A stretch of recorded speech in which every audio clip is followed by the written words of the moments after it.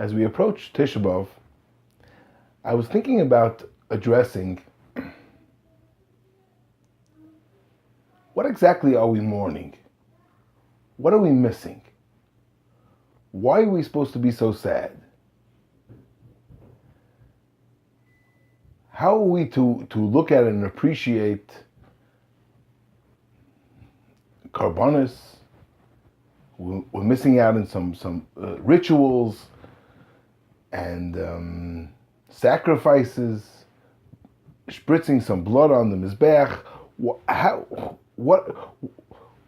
are we to appreciate that? And how are we to understand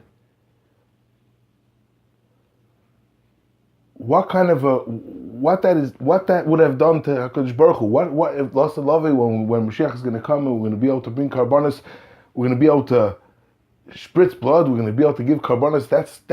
That's some kind of that is somehow special to the Borei Olam, to the one that created the world. HaKadosh Baruch Hu made the animals. He makes them. He sustains them. And somehow it's beneficial for us if we shecht an animal and we spritz it on the mizbech. That's somehow some kind of a that's some kind of a sacrifice that we're giving to HaKadosh Baruch Hu. It's hard for us to appreciate it. But the teretz is, of course, yes. The teretz is yes. Of course, it's not appreciated.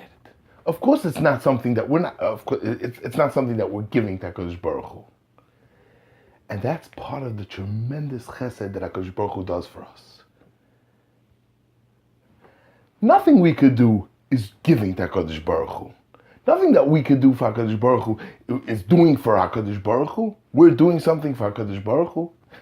And HaKadosh Baruch Hu can make us, and He makes us, and many millions and billions like us. And every single aspect of this world. Nothing that we are doing or making, any action is something that HaKadosh Baruch Hu needs from us or gets from us. That is the biggest chesed from HaKadosh Baruch Hu, that HaKadosh Baruch Hu makes it into a nachas ruach, and He appreciates and He lets us give Him a carbon or a bracha or a tefillah. We say every single day in Yishtabach haboicher b'shirei zimra. HaKadosh Baruch Hu, He's the fact that HaKadosh Baruch Hu, He appreciates that we're praising Him. Not that HaKadosh Baruch Hu needs it. He allows us to praise HaKadosh Baruch Hu, and He appreciates it. And the Eibishter makes it into a boicher b'shirei zimra. We daven every day. Ritzei Hashem Elokeinu. HaKadosh Baruch Hu should want it. Does He need it? Of course He doesn't need it. Does HaKadosh Baruch Hu need our Karbanos? Of course He doesn't need our Karbanos. There's nothing that we can give to HaKadosh Baruch Hu that HaKadosh Baruch Hu wants or needs or feels good. The biggest chesed, the biggest chesed that HaKadosh Baruch Hu does for us is that He allows us to give our itsy bitsy little thing. We can't do any better. We have nothing we have no means to do better. So He lets us take His animals and shech them and take a little bit and that He says is a nachas ruach.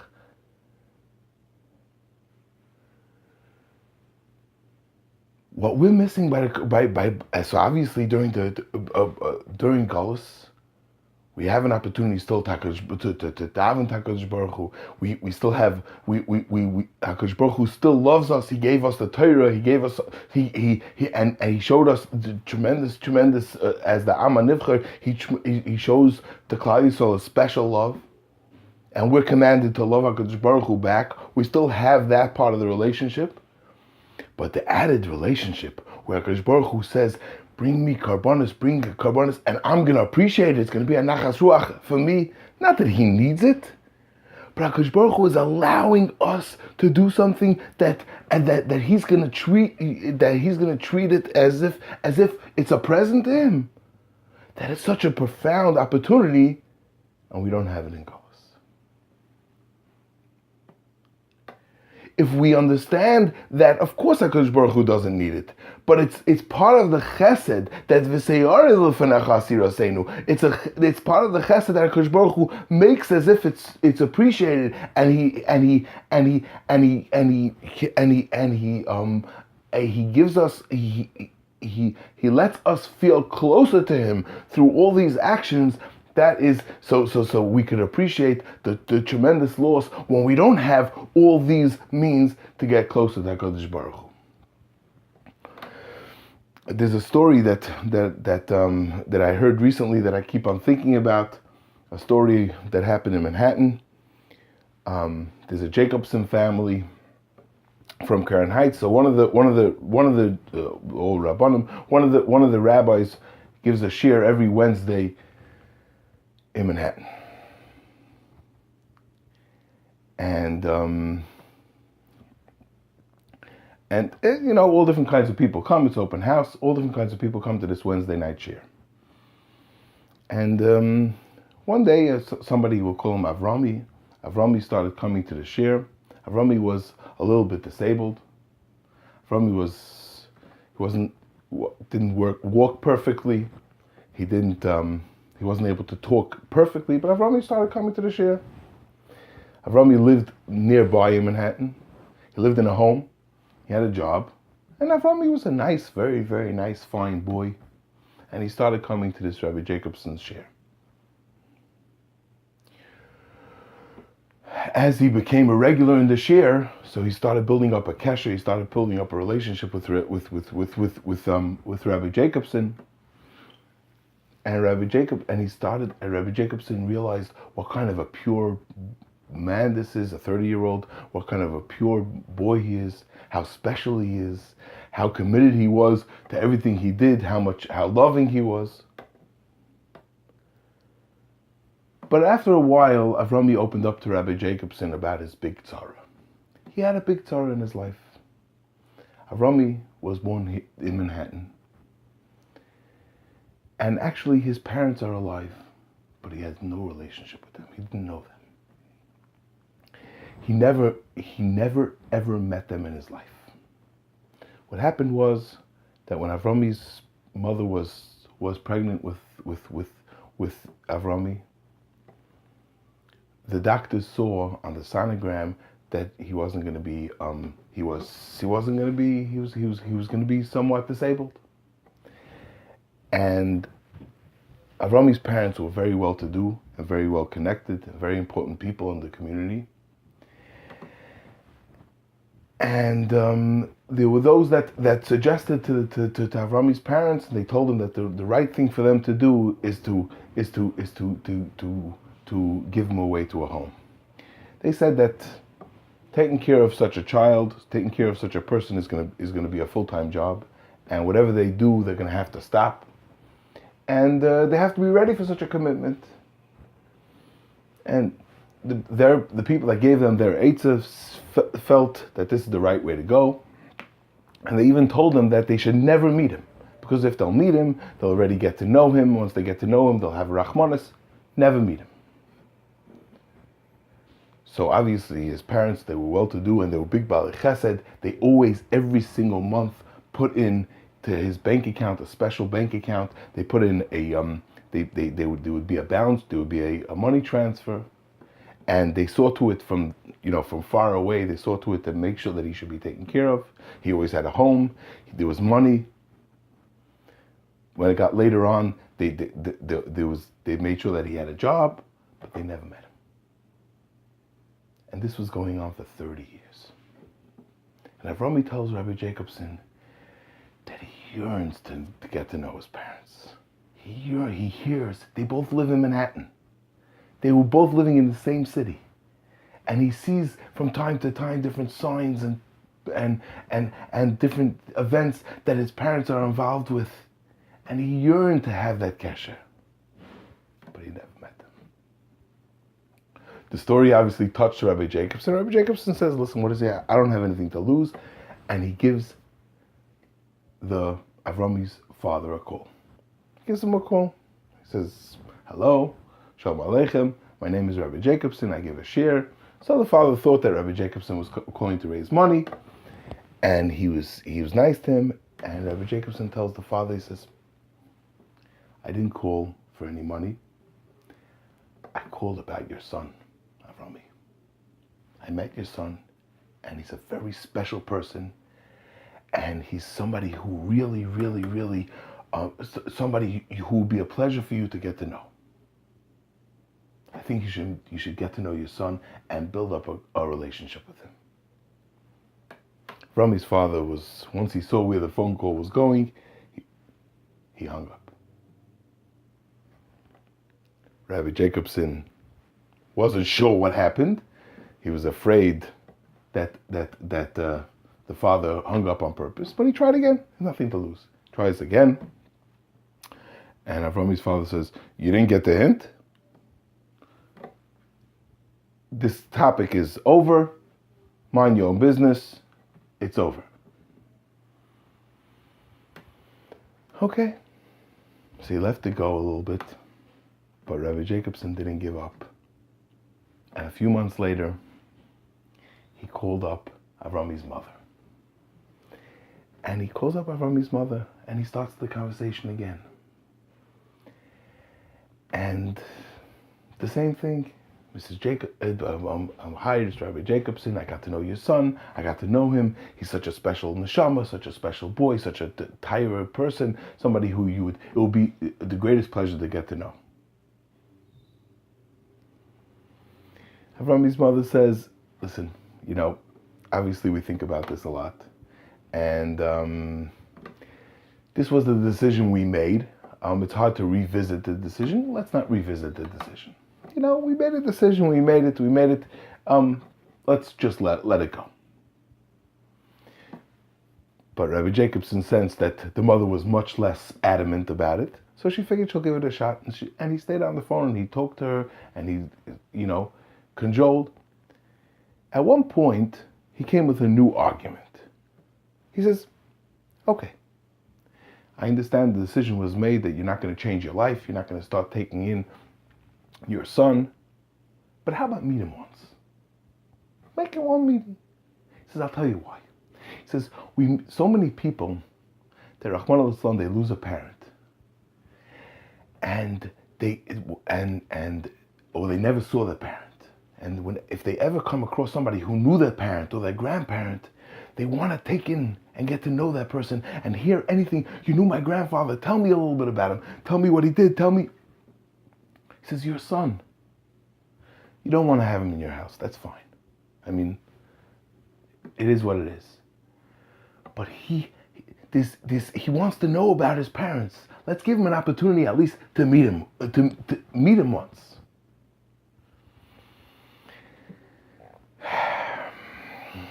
The mother was somewhat obviously this is even a hard argument to turn down. But the mother let it go. She says, let's not leave it. Let's leave it. Let's talk to my husband. Talk to my husband. Okay. So Rabbi Jacobson goes ahead and calls the husband. Now the husband is already the one that hung up on him, but he says, listen, I'm coming with a new offer. I understand you don't want to take in your son, but meet him once. The father says, okay, let me think about it for a week. Call me back in a week. Rabbi Jacobson calls him back a week later. And the father says, okay, he could come. Come Sunday, this and this, but on one condition, that you, Rabbi Jacobson, comes along. I want you to come along. He obviously was afraid that it's going to be too emotional of a setting. It's going to be a setting, and he was afraid that they wouldn't be able to stop it. It'll be less personal if there's a third party there. So, on a certain day, on a certain this set time, Rabbi Jacobson and Avrami come to this address. It was a penthouse, a beautiful house with tremendous wealth and success. And they come to the house. They're invited in. Everybody's all nice, and everybody's being very very businesslike, and they start to small talk about the weather, whatever it is, small talk. And after a few minutes, Rabbi Jacobson sensed that this whole meeting is going to just go by and nothing's going to happen important. So he turns to the parents, he says, whoa, this is all nice, this is all fine, but this is your son. He's the only time you met him. Let's talk about something important. He's such a pure neshama. Get to know him. Let's not talk about nonsense. And just then, Avrami, who didn't speak so well, he didn't have such a clear, it wasn't able to express things so clearly. He turns to his parents and he says, Toto. That's how he spoke. He says, Toto, Mama, I'm not perfect. He was not perfect. He obviously was, he was disabled. But I know that you're also not perfect. And it's fine. And I'm Moichel. And I accept you with all your imperfections. I hope, this is what Avrami's telling his parents, I hope that one day you will accept me with all my imperfections. Now that came as a crash to the parents. And the mother, who obviously was holding back so many emotions for so many years, and she was so conflicted, she just came running over to her son. She came over to Avrami and gave him a hug and started crying bechiyas. And she started, and they were just holding on tight for 10 minutes straight, crying and crying and crying.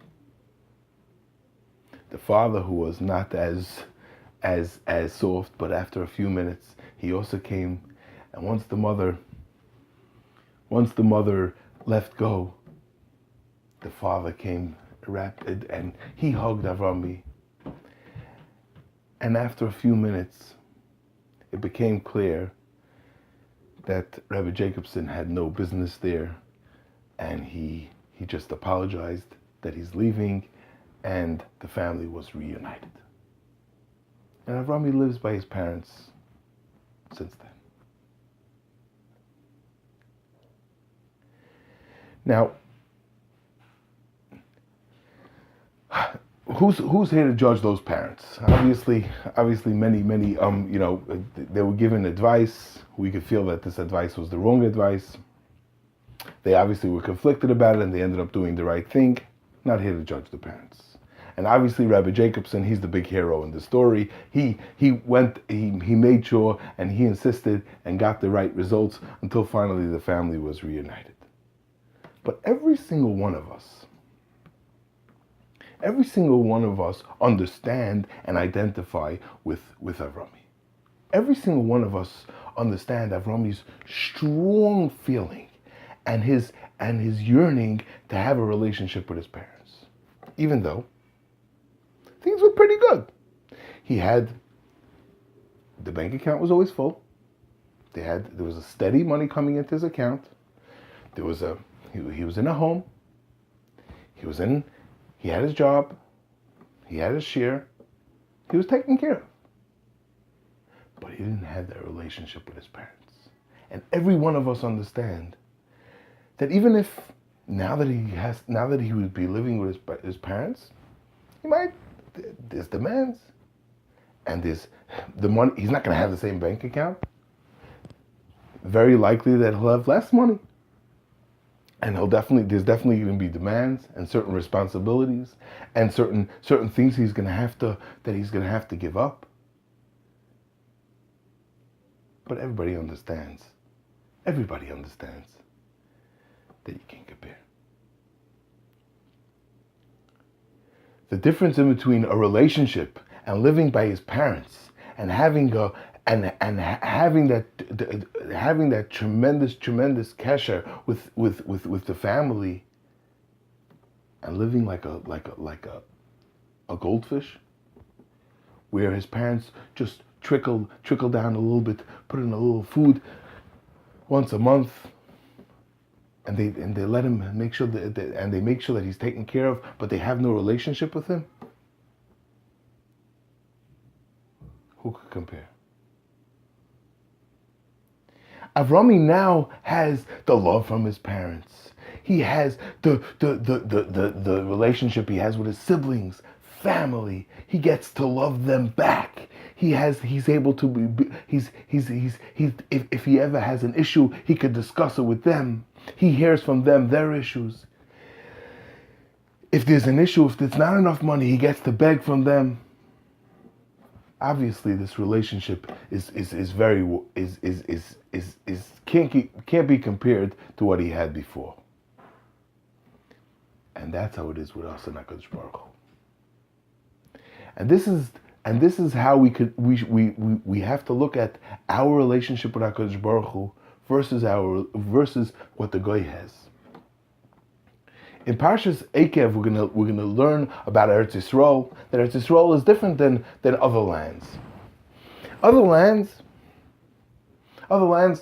In Kansas, there always rains. There's always plenty of rain, and the plants come, and it has nothing to do with how Klal Yisrael, how the people live. They're taken care of. Eretz Yisrael, Klal Yisrael has to daven. And they have to beg HaKadosh Baruch Hu, and they have to do the mitzvahs, and they have the whole V'hayim Shemoya. They have to be close to HaKadosh Baruch Hu.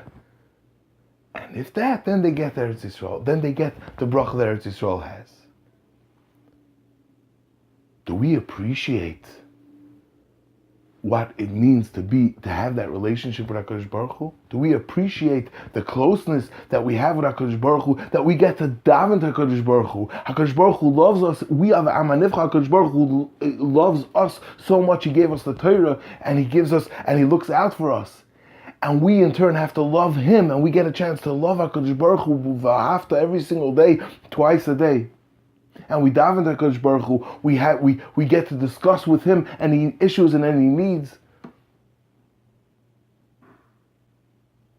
Avrami wouldn't want to go back, and we should appreciate what we have with our Father, with HaKadosh Baruch Hu. We should appreciate the same.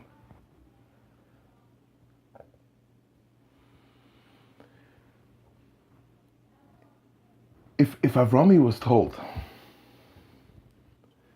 that if after meeting his parents, Avrami was told that it's very nice to meet you, and we're very, very happy to have met you, and we want to keep a relationship, we want to keep up, we'll talk on the phone,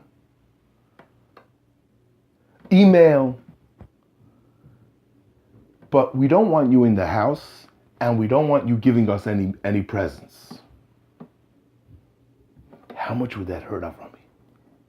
He would obviously appreciate what he has so far, and he would cherish the times that he gets to speak to his parents over the phone and the emails that he gets and receives.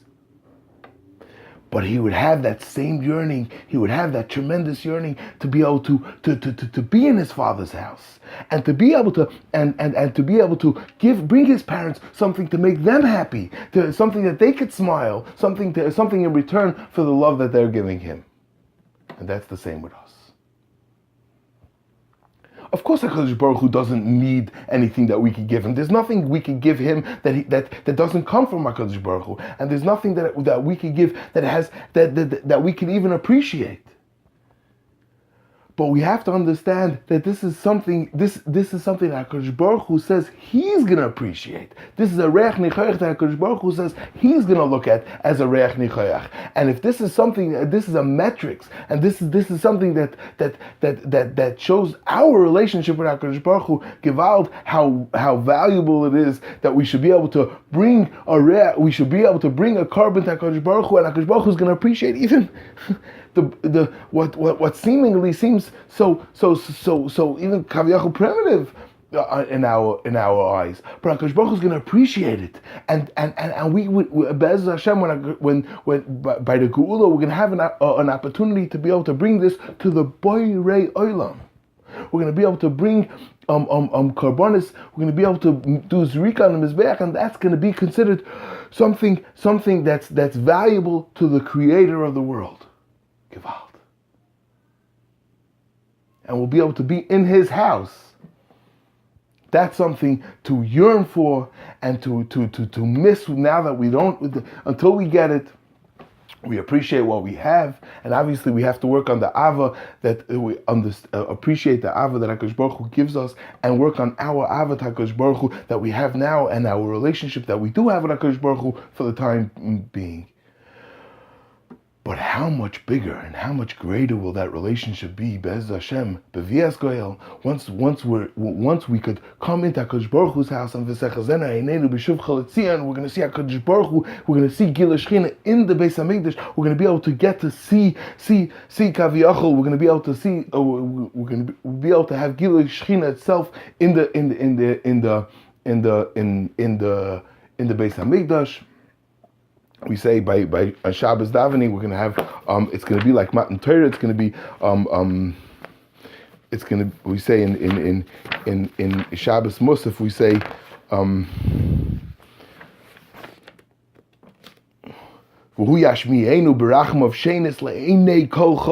Hakadosh Baruch Hu is going to come to us the second time like a Matan Torah in the Beis Hamikdash. That we're going to have that level of relationship, and we're going to be able to bring Karbanos that HaKadosh Baruch Hu says he is like we also say in Tzivisa Retzisa Karbanos. HaKadosh Baruch Hu says He wants these Karbanos. That's something to yearn for and something to mourn until we have.